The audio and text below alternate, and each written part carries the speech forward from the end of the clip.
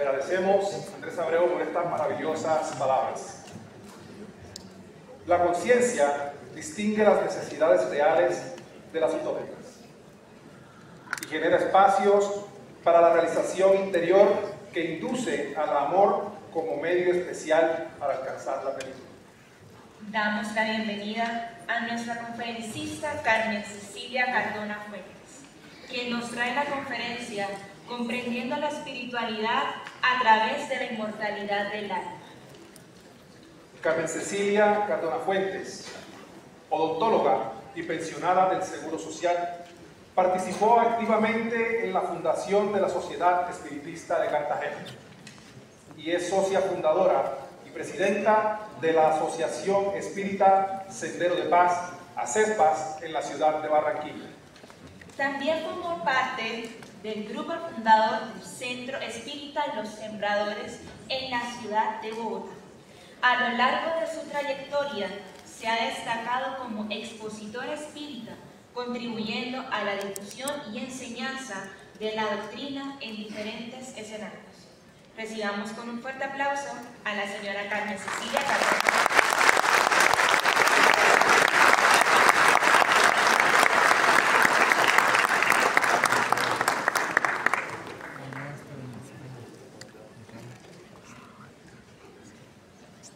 De igual forma les recordamos que en el recinto contamos con cafeterías. Estas están en el primer piso. En los laterales, tanto derecho como izquierdo, van a encontrar unas escaleras que los dirigirán a estas. ¿Listo? Perfecto.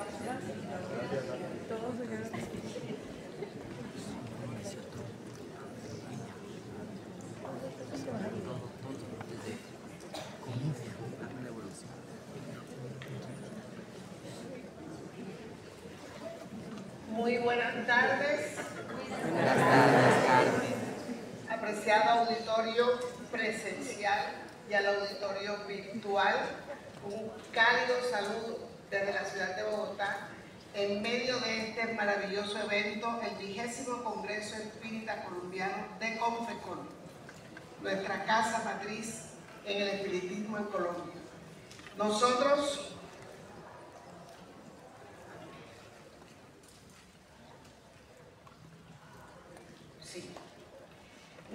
vamos a tratar un tema extraordinariamente interesante y es comprender la espiritualidad a través de la inmortalidad del alma.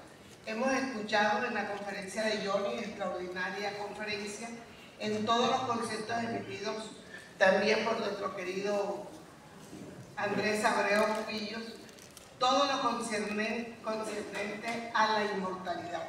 Y vamos a homenajear un poco al maestro Allan Kardec cuando él nos presenta en la conclusión cuarta del Evangelio según el Espiritismo los precursores del cristianismo y del espiritismo, colocándonos esas ideas cristianas que hoy son reales 5 siglos antes de la venida de Jesús.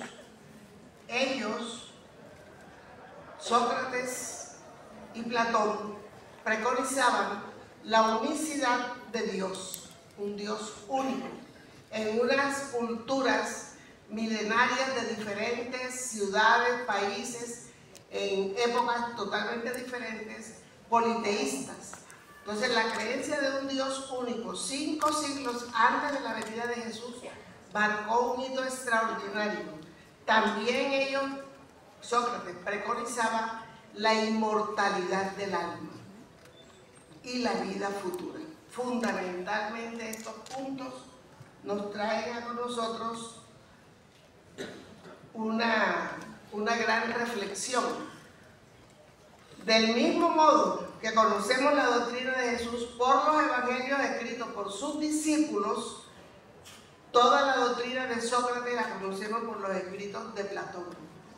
Ellos no escribieron, Jesús no escribió, Sócrates no escribió, pero sus discípulos sí escribieron y son las enseñanzas que tenemos consignadas en el momento de hoy. Sócrates fue condenado a muerte a beber la cicuta, un gran filósofo. Él no estudió filosofía, él hizo filosofía. Y como tal, expresó lo siguiente ante sus jueces. Si la muerte es solo un cambio de morada, si es un tránsito hacia un lugar donde los muertos deben reunirse, ¡qué felicidad! Y yo sentí esa felicidad. ¡Qué felicidad! Porque todos vamos a morir, pero nos vamos a reencontrar. Allí vamos a reconocernos con todos los seres que hemos manifestado conocernos, amados, inclusive los que no amamos. Pero ya es hora, dice él, que nos separemos. Yo para morir, porque ya tenía la taza de la cicuta en sus manos, y vosotros para seguir viviendo. Esas palabras se las dirigió él a sus jueces que estaban allí presentes. Nosotros tenemos que estudiar muy bien la codificación, el libro de los espíritus, desde su introducción hasta sus conclusiones. Y todas le llamamos diálogos, preguntas, respuestas, que esclarecen profundamente todas las mentes exigentes, todas las soluciones que necesitamos. Encontramos allí las respuestas en este libro principal, que es el libro de los espíritus. El maestro Kardec, en la introducción al libro de los espíritus, nos coloca lo siguiente: para las cosas nuevas se necesitan palabras nuevas. ¿Por qué? Porque se conocía la palabra espiritualista, espiritualismo, espiritualidad, pero para este nuevo cuerpo de conocimiento, de doctrina, se necesitaba una palabra que definiera solamente esto y no sumara más al léxico que ya se tenía. ¿Qué se conocía? Lo espiritual, lo espiritualista y el espiritualismo. Y es allí donde diríamos que la doctrina espiritista o espiritismo, como él le puso su nombre, tiene como principio las relaciones del mundo material con los espíritus, o sea, los mundos que habitan, los espíritus que habitan el mundo invisible, los seres que habitan el mundo invisible.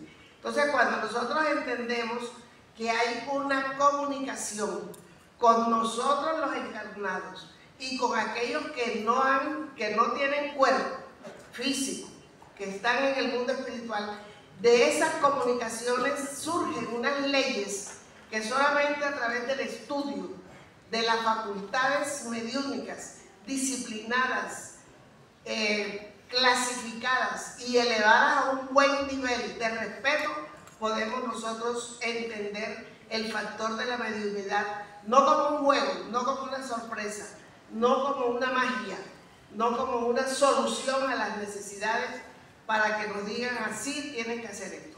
No.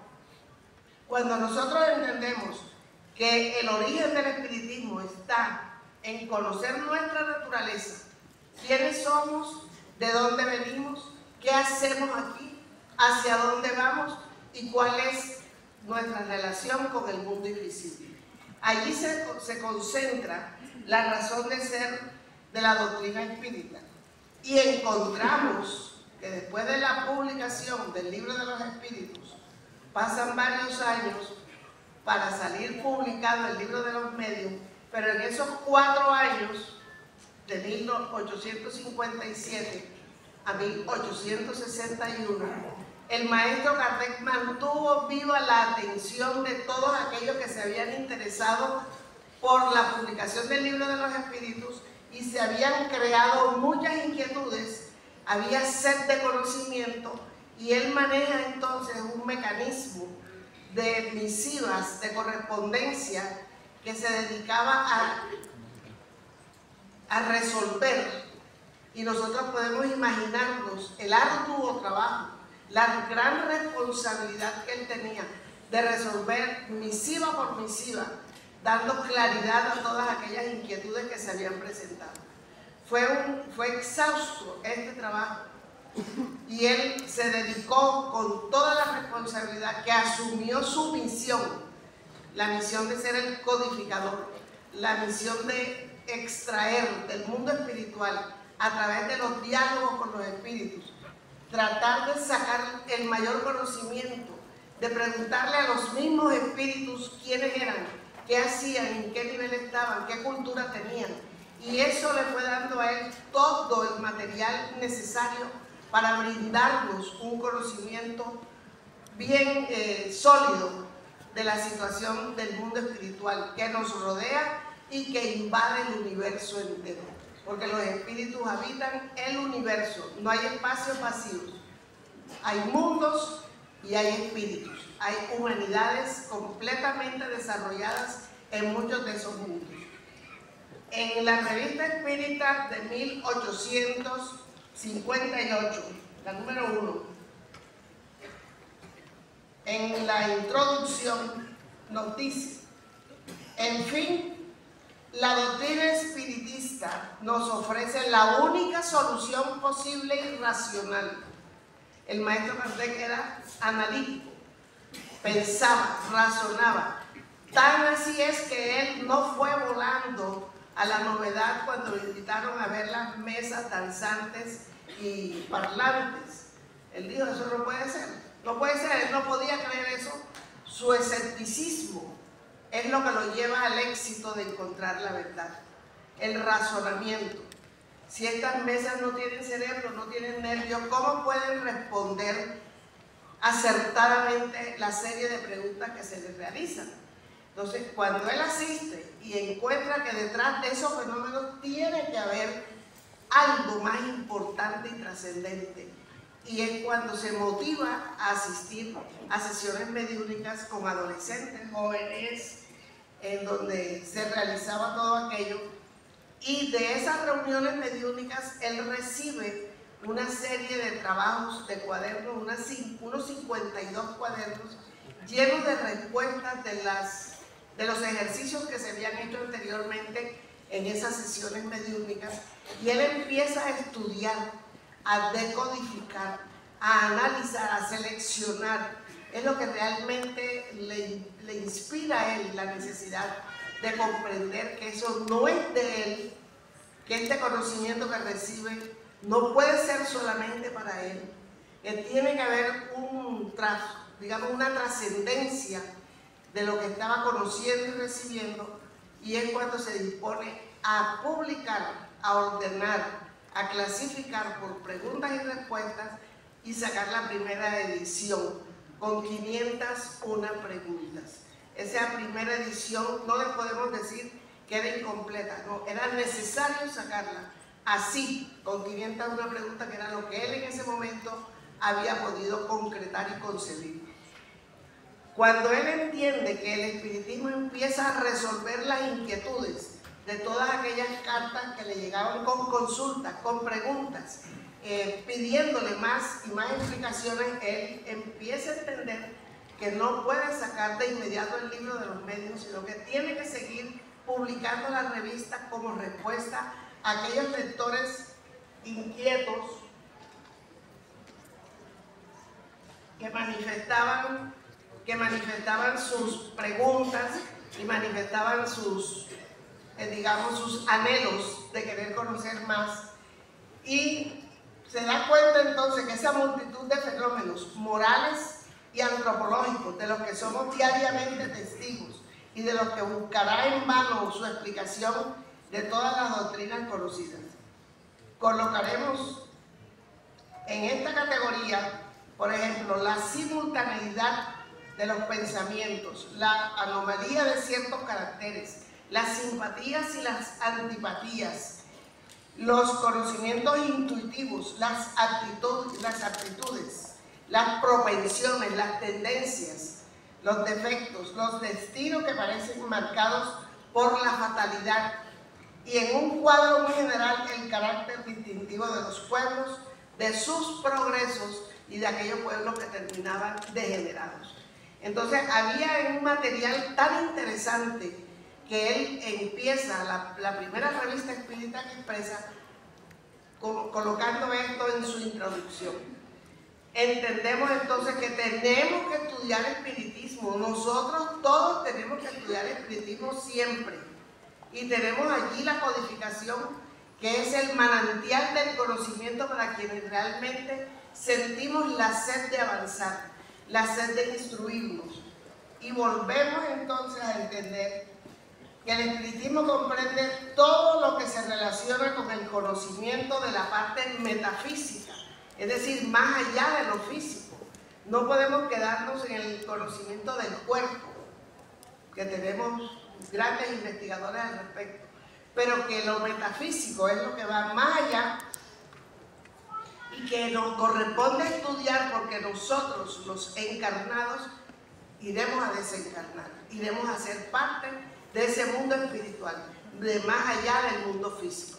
Entonces era importante que nosotros pensemos en que este presente que hoy vivimos va a ser el que va a determinar nuestro futuro, cómo será nuestro futuro, tanto en el mundo espiritual como en nuestras próximas experiencias terrenales o carnales. Para nosotros seguir en este estudio, nos vinculamos a los diálogos a partir de la pregunta 134, cuando el maestro Kardec, en su sabiduría y en su deseo de darnos la mayor claridad, nos expresa la siguiente: ¿qué es el alma? Eso que trasciende, eso que no es el cuerpo. Y nos decía Andrés, eso que ya sabemos que está más allá, que lo sentimos, que no tenemos la prueba fotográfica, pero que nuestra alma, nuestro corazón y nuestro pensamiento nos está diciendo que nosotros no somos una montaña de células orgánicas, que nosotros tenemos un ser que dirige, un ser psíquico que es inteligente, que tiene voluntad, que tiene discernimiento, que tiene capacidad de concluir, que tiene capacidades de sintetizar, especialmente de grabar, y una gran memoria para nosotros poder reproducir todo aquello. El mundo mayor, los instructores de la humanidad responden: el alma es un espíritu encarnado. ¿Qué era el alma antes de unirse al cuerpo, antes de encarnar? Era espíritu.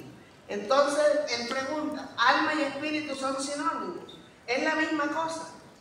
Vendría siendo la misma cosa.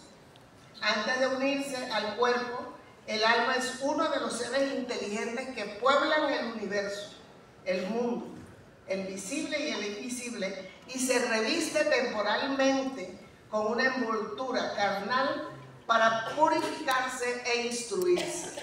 Necesitamos existir físicamente, practicar las leyes divinas en esta existencia física y en todas las existencias físicas venideras, porque ya las pasadas pasamos, para podernos purificar y poder ascender, poder crecer y poder alcanzar nuestra meta, que es la felicidad, la plenitud, de la manera moral como nosotros debemos entender de ahora en adelante.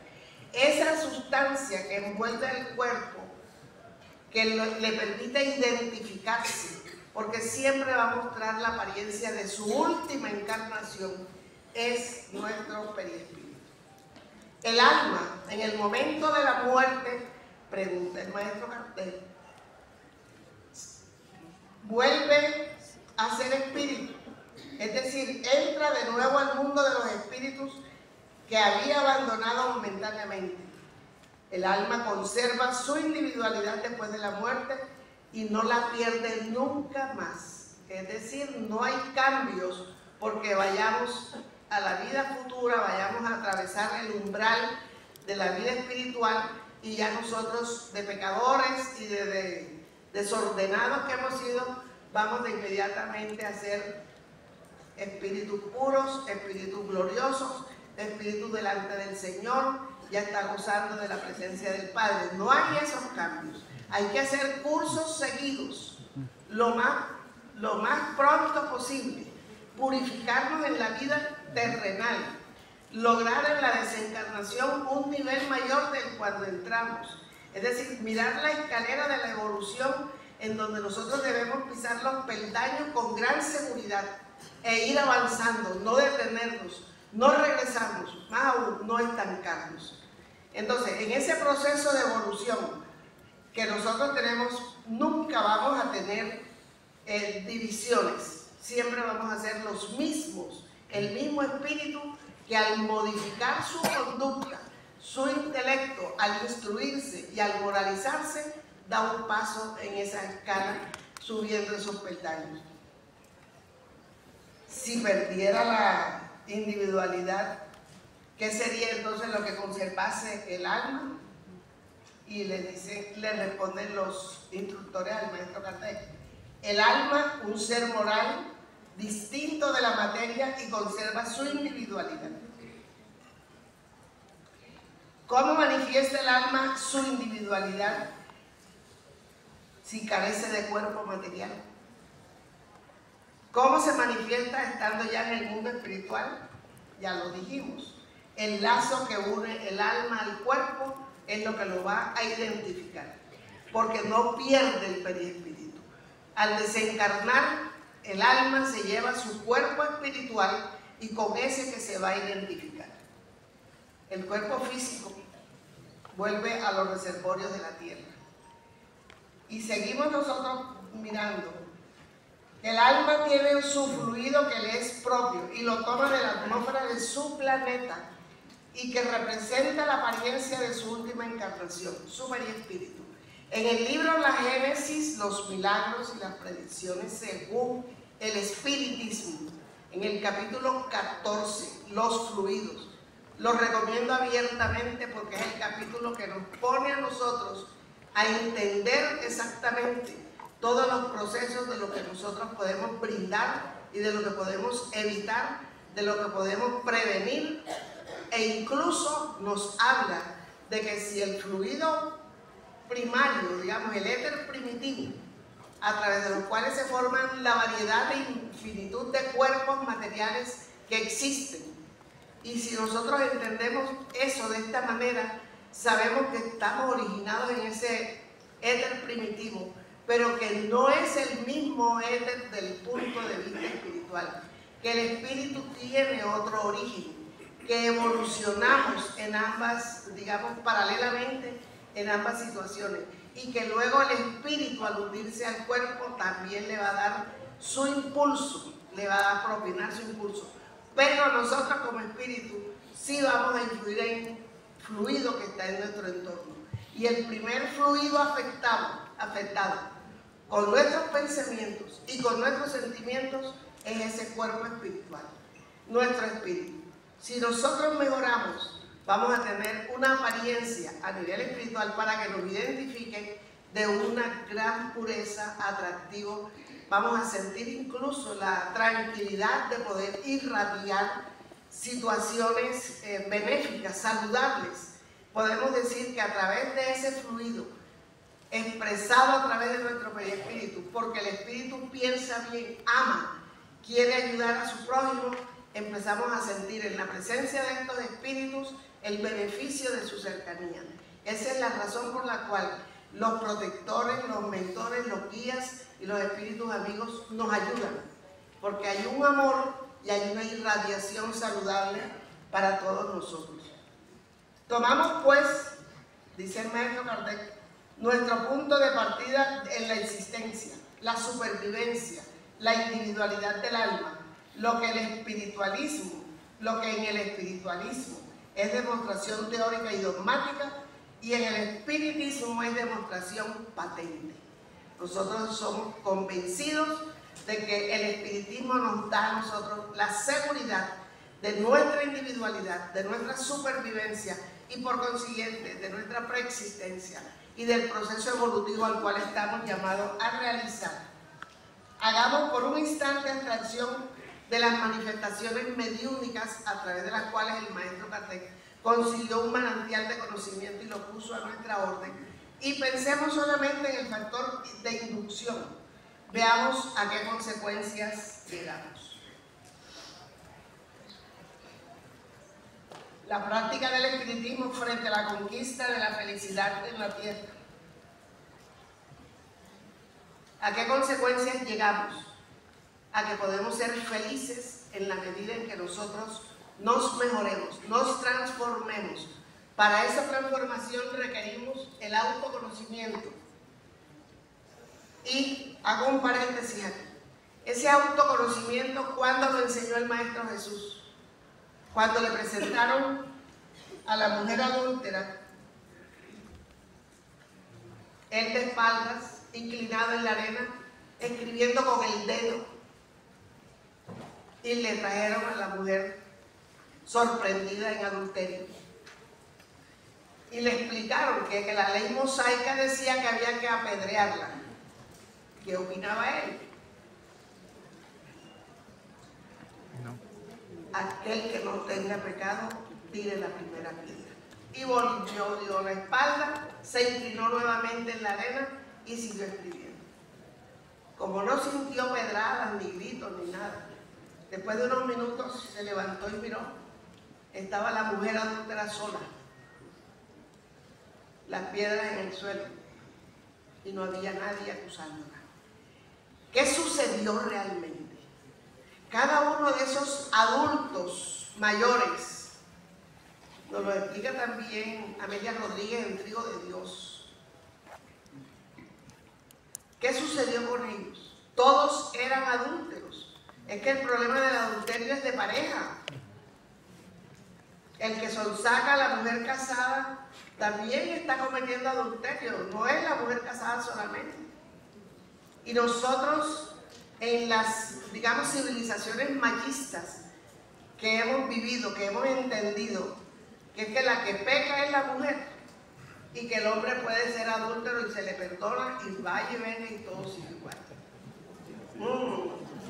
El Trigo de Dios, Amelia Rodríguez, nos esclarece que ese gavilán pollero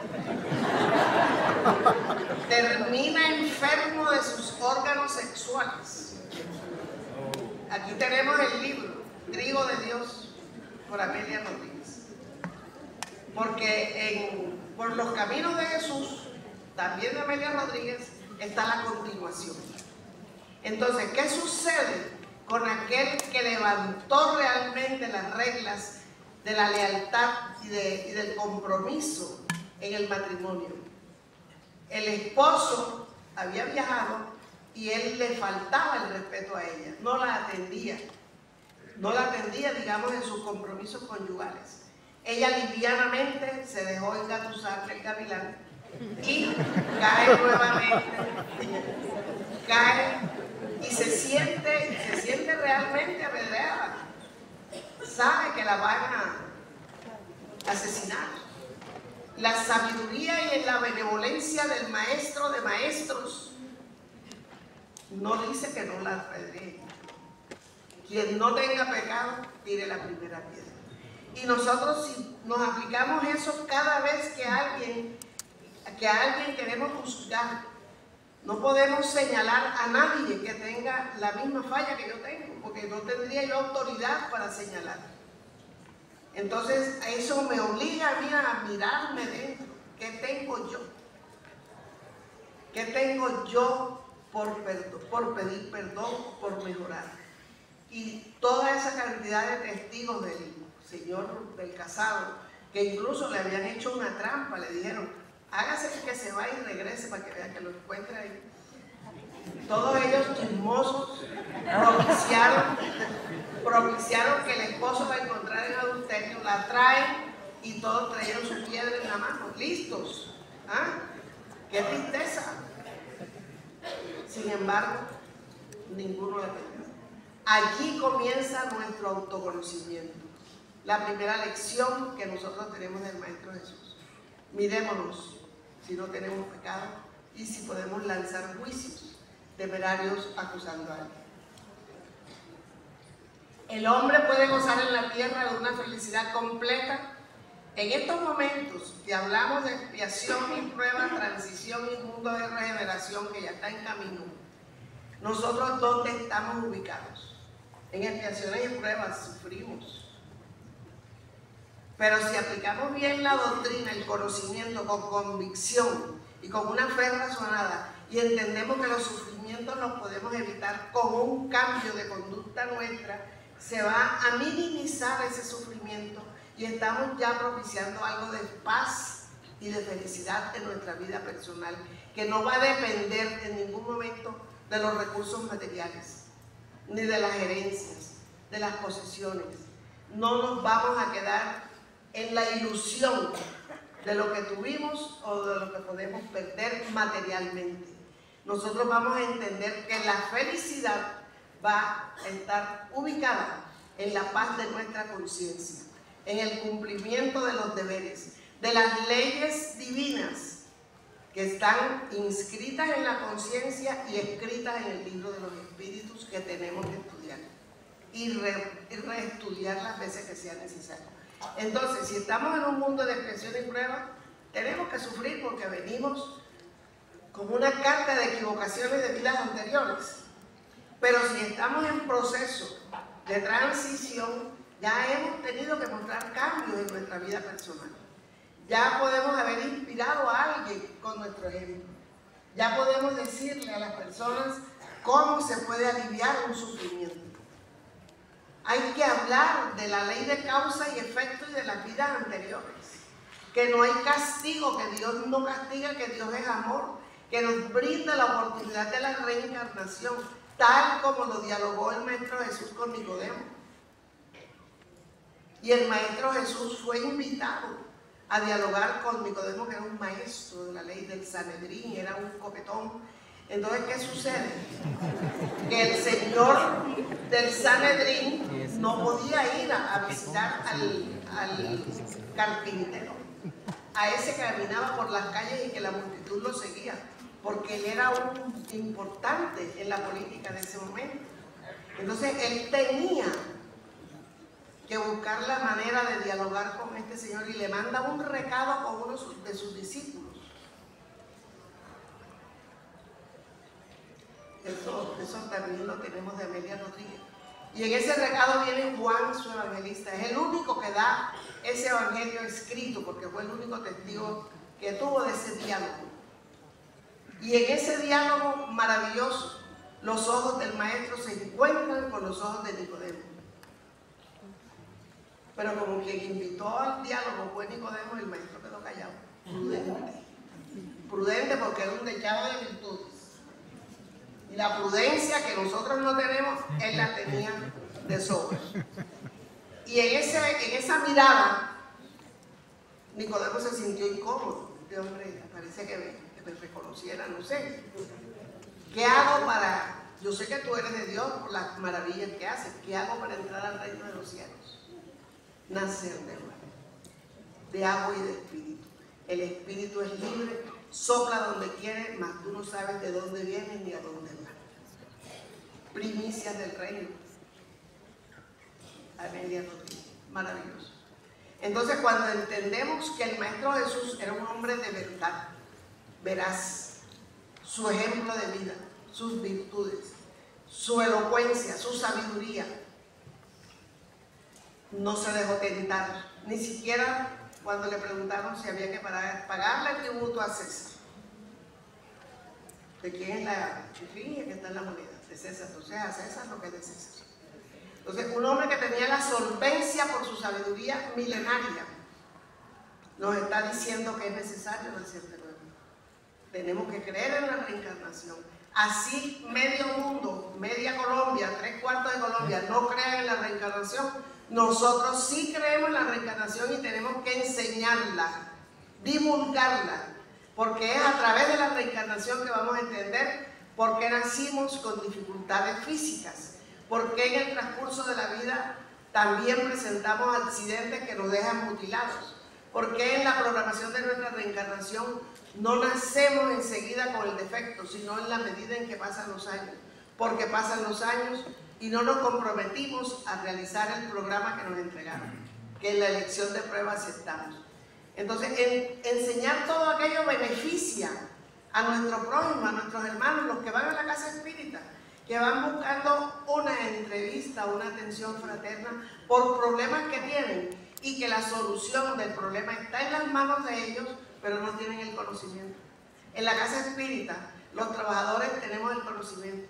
Tenemos que orientarlos, tenemos que decirles, aquí tienes este libro, aquí tienes estas charlas, no te pierdas de la casa espírita, que yo soy evangélico. Bueno, vas allá y vienes acá. Y tú le puedes decir. Me dicen que yo soy católico. Vaya, siga allá y también viene acá y ya. Ustedes pueden decir, con el conocimiento, el razonamiento y la claridad de la doctrina, nosotros no tenemos ningún problema, sino estudiarla para poderla divulgar acertadamente, sin equivocaciones, sin dar consejos que perturben. Yo tengo una paciente y me dice, apenas está conociendo la doctrina. Yo iba del evangélico y me decían, vas para el infierno por los pecados que has cometido, arrepiéntete. Y ella dije, porque yo no he cometido pecado, yo tengo nada más 27 años, yo no he hecho nada para merecer lo que estoy viviendo. Entonces, lógicamente, la razón no le da para entender que el infierno sea la única salida, sino que tiene que haber algo más. Y nosotros que creemos en la espiritualidad trabajadora, los guías de nosotros se unen en equipos, manejan las situaciones familiares. Hubo el hilo conductor para traerla a través de alguien que ni siquiera es espírita, al conocimiento de la casa, al conocimiento del libro de los espíritus y del evangelio según el espiritismo. Entonces sí tenemos compromisos de divulgar, de aliviar y de calmar. Esa persona me decía, no creo en Dios, Dios es malo. Yo le pedí que no matara a mi hermano y mi hermano se murió. La dejé que se desahogara. Ahora me dice, gracias a Dios.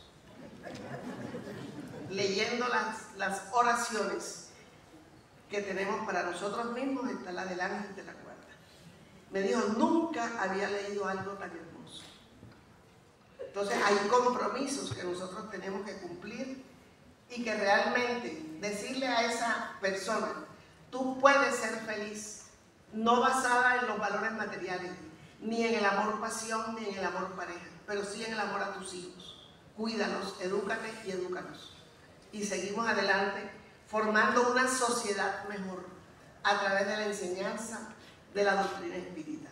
Y normalmente, cuando nosotros hablamos de inducción, de lo que a nosotros nos llega, de lo que percibimos, de lo que intuimos, porque nos llega bastante, pero tenemos que saber distinguir qué es lo mío y qué es lo que viene de afuera y de qué calidad de afuera.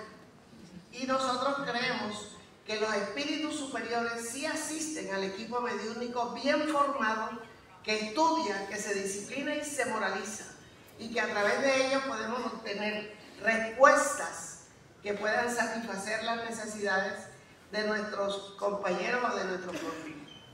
El Señor, hablemos del Señor nuestro Dios, hablemos del Señor Jesús, ha querido que la luz se hiciera para todos los hombres. Es decir, que esta luz que es el conocimiento espírita no sea para un grupo pequeño de seres humanos, que sea para todos los hombres y que penetrase en todas partes por la voz de los espíritus, a través de los medios, con el fin de que cada uno pudiera adquirir la prueba de la inmortalidad. La inmortalidad no la dan los espíritus con sus testimonios. Tenemos el libro del cielo y el infierno con todos esos casos en la segunda parte.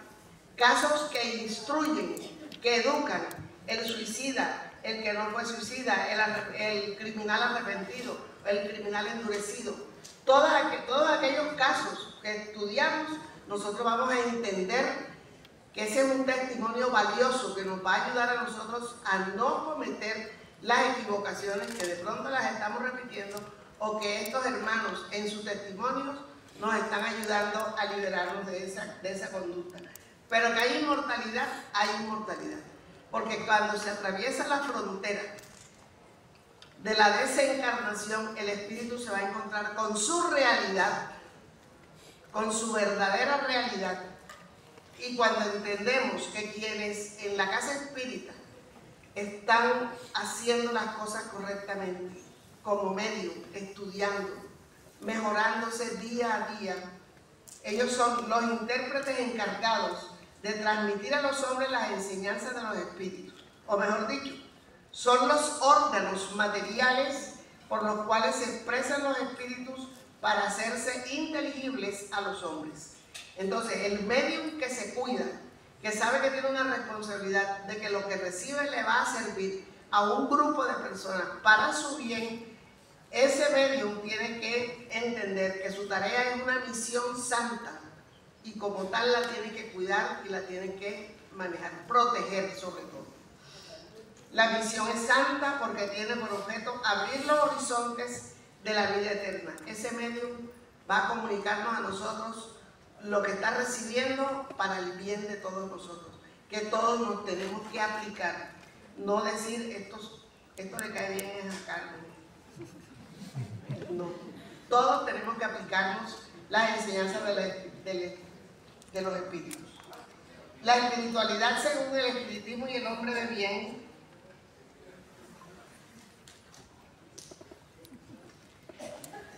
nos habla del sentido existencial. ¿Qué te parece? El sentido existencial de la espiritualidad para el hombre encuentra los fundamentos científicos, filosóficos y ético-morales del espiritismo, una lógica y coherencia de alta profundidad insuperable. Entonces, encontrar en los 4 libros del libro de los espíritus, cuando estudiamos las leyes morales, el libro 3, cuando estudiamos esperanzas y consuelos, pero cuando hemos estudiado el libro 2, que es la vida espírita, porque damos por hecho que el libro 1 fue el único que estudiamos, entonces vamos a encontrar allí la realidad de nuestra vida, y esa realidad de nuestra vida es transferible a nuestros hermanos, en el hogar, en el trabajo, en la casa espírita, en las reuniones sociales, con nuestra conducta y con las respuestas que nosotros le demos a determinados temas. Comprender la espiritualidad a través de la inmortalidad del alma, que es el título del tema, promueve la transformación de los hábitos y las relaciones sociales en favor del progreso. Entonces, cuando entendemos que nosotros, como espíritus inmortales, vamos allí al mundo espiritual, tenemos que ir en las mejores condiciones, mejor de lo que salimos de allá y mejor de lo que cuando entramos aquí. Entonces tenemos una serie de hábitos que creemos que son pequeñitos, que los podemos cambiar la otra semana, el otro mes o el otro año, que cuando nos ganemos la lotería, en fin, todo lo queremos aplazar, todo lo que es esfuerzo de transformación lo queremos aplazar y eso nos impide a nosotros realmente nuestro progreso.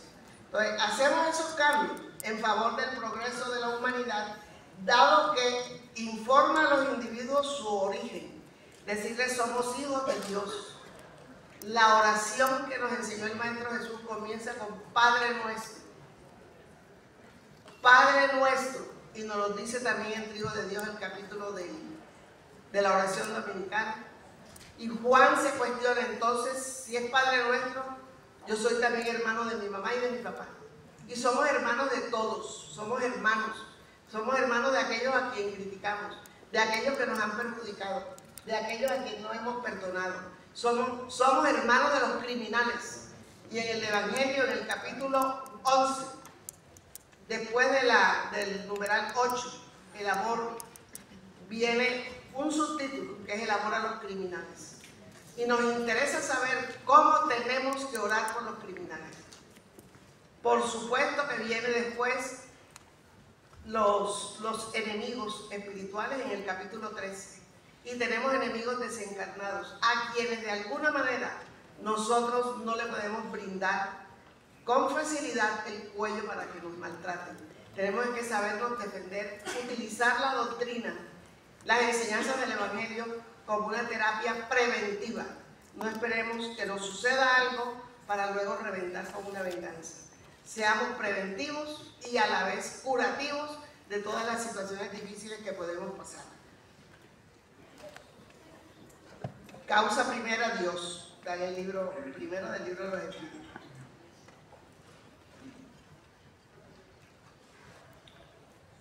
Desde esa perspectiva, los objetivos para vivir de todo individuo está dirigida a desarrollar encarnaciones y reencarnaciones útiles a su propio bienestar integral, físico, emocional, moral e intelectual.